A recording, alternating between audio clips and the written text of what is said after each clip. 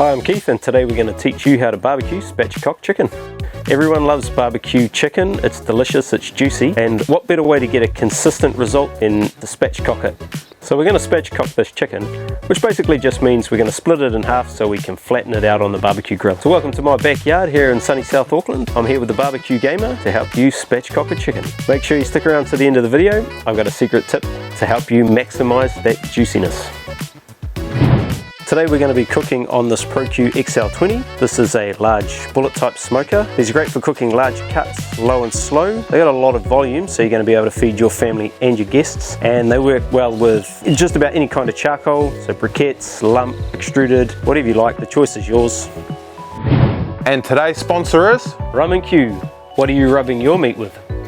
So here we've got a 1.9 kilogram chicken. It's a whole chicken, and the great thing about this kind of cook is you don't need a lot of equipment. All we need is a sturdy pair of kitchen shears and some paper towels to turn this whole chicken into a spatchcock chicken. Basically what we're going to do is we're going to use the shears to cut out the spine, snap the breastbone, and then we'll be able to press out our chicken into a single flat piece. The reason we're going to do that is because it's going to cook much more evenly. We're going to get a more consistent result and not end up in a scenario where we've got an overcooked breast and an undercooked thigh. We're going to have a beautifully evenly cooked juicy piece of chicken. You can actually start from either end, but I usually find it's easiest to start here at the tail, passing snout. Stuff like this you can cut out. This is just extra fat and skin, which you don't really need. So you sort of just feel in there. Same thing here, you can take the neck off, take the neck skin off. That's not going to help us out. So you just cut the sides here like this.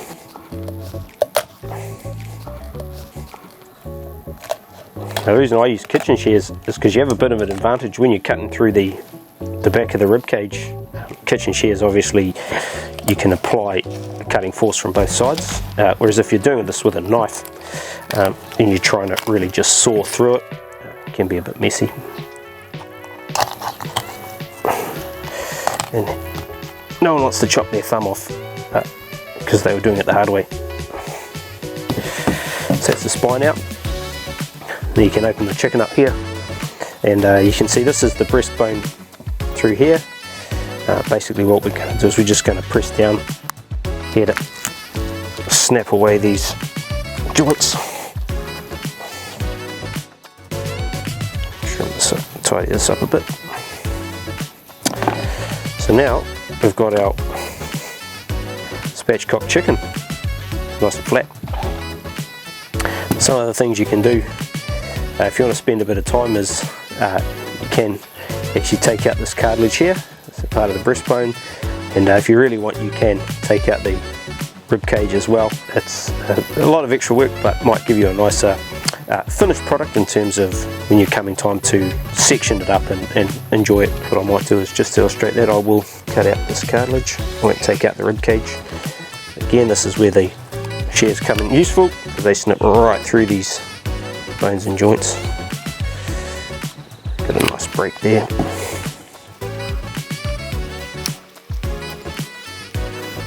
Just snip around it. Remember to keep those fingers clear. Now, if you get this right, you can actually just get to a point where you can tear it out. You don't have to be super tidy. I actually don't, so I usually just end up then cutting through the bottom of it like so. Leave a bit in there, but it's not the end of the world. There we go. There's our beautiful spatchcock chicken.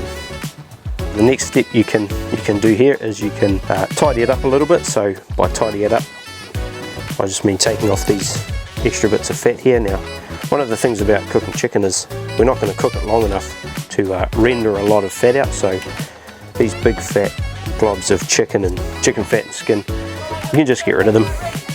You don't need those to get a great final product.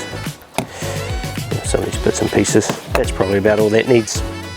You don't have a lot of hard fat in chicken, or not in the chicken you find in New Zealand anyway, so yeah, not a lot of work to be done there. Maybe just go over the skin, tidy up any feathers left over, and we've got ourselves a couple of paper towels here just to pat it dry.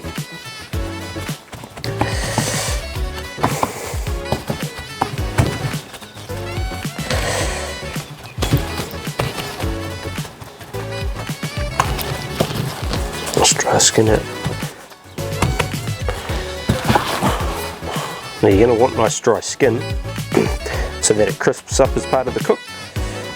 So the last thing you want is rubbery skin on your chicken, so give it a good pat down.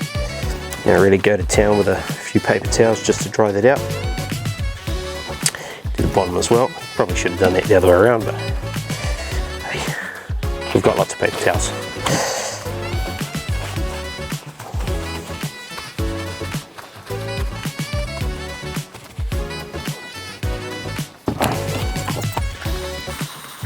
There we go.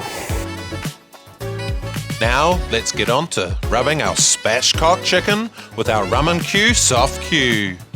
This rub is really good for creating a delicious flavour profile that'll make the most delicious Spatchcock chicken. Make sure that you apply the rub to all parts of the chicken, the drumsticks and the wings. Now give it a good pat to rub that rub in, making sure not to miss anything. Let's give our bird a good flip. Again, we want to be applying our rub to all parts of the chicken, making sure not to miss any parts on that chicken. Again, we're up to the wings, continuing that across the breast, and then up to the other wing, finishing the rubbing of your Spatchcock chicken. Give it another pat to rub that rub into the chicken. This is going to be the most delicious Spatchcock chicken that you have ever seen.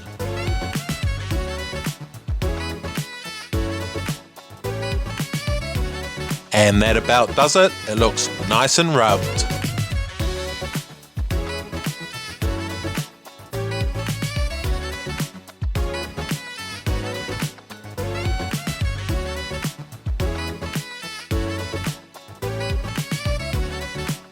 On to the barbecue we go now, making sure that it's nice and flat.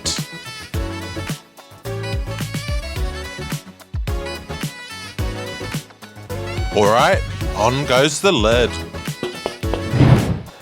So now we've got the chicken on the grill. Have a chat about kind of the cooking process. Now we're going to leave that in there for half an hour to an hour and then flip it, and at that stage we'll check temp and see how far along we've come. Today is a sunny day, a little bit overcast, and there's a light breeze, so it's basically perfect temperature and conditions for doing this kind of cooking. Some things that might have messed this up were if it was really blowing, strong wind's going to make fire management very difficult. And of course if it was raining, that's going to be trouble as well, in which case we'd have to be doing this under some kind of cover. So things to look out for are what's your weather like. A light breeze is great, a little bit of drizzle is not going to hurt you, but when either of those things get extreme, that's going to be a problem. So the key to getting juicy chicken today is going to be cooking it to the right internal temperature. We're going to be aiming to cook it through to about 175 degrees Fahrenheit, which is going to be around about 80 degrees Celsius. Take it off, rest it for a little bit, and during that rest the temperature is going to come up hopefully to about 185 or 83, 85 Celsius, and that's going to be beautiful, juicy, tender chicken, and it's not going to be undercooked. We're not going to have to worry about getting sick from this. How do we make sure we get that internal temperature? That's pretty easy. What we're going to do is a bit later we're going to use this guy here. This is a internal temperature probe, so this guy's going to go into the thickest part of the chicken thigh, and this is a little transmitter. This is going to be sending the temperature updates through to my phone so I can monitor the internal temperature, and that'll let me know when it's time to take it off. Another key tool for any barbecuer is this guy. This is an instant read thermometer, and I can use this to check the temperature at any time. So if I want to double check where that's at, and of course once it's off the barbecue, just to make sure that temperature's come up to where I want, I can use this to get result within seconds. So that's going to be the key to knowing that we've got our chicken to the right spot. And now that's on, we can sit back and relax with a cold beverage. The Spatchcock chicken looks nice and done. Just giving it a good flip to check that it looks evenly cooked. Just look at that beautiful Spatchcock chicken. This is going to be the most delicious Spatchcock chicken. That has produced a beautiful result. Couldn't be happier myself.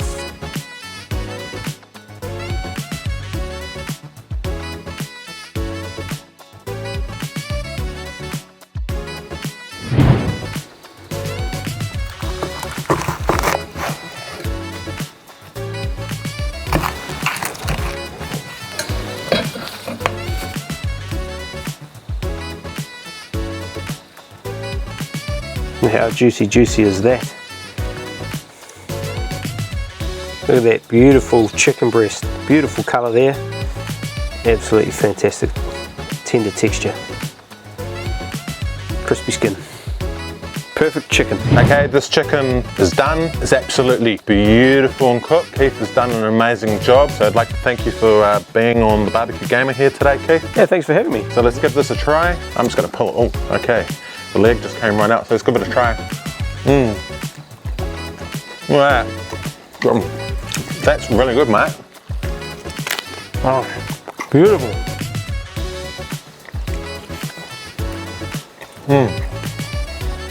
Now tell me, is that juicy chicken? That is the most juicy chicken I've had on a barbecue in a long time.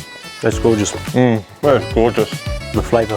What's that secret that you were trying to tell everyone earlier, Keith? So the secret to absolutely maximising the juiciness of your chicken is to give it a brine beforehand, 2, 4, 6 hours in a wet brine, or you can dry brine as well, and that extra salt is just going to get inside the meat and break down those fibres a little bit before you get it on the smoker, and you're going to have the tenderest, most juiciest chicken you have ever eaten. That's today's secret tip. Until the next video, see you in the next one.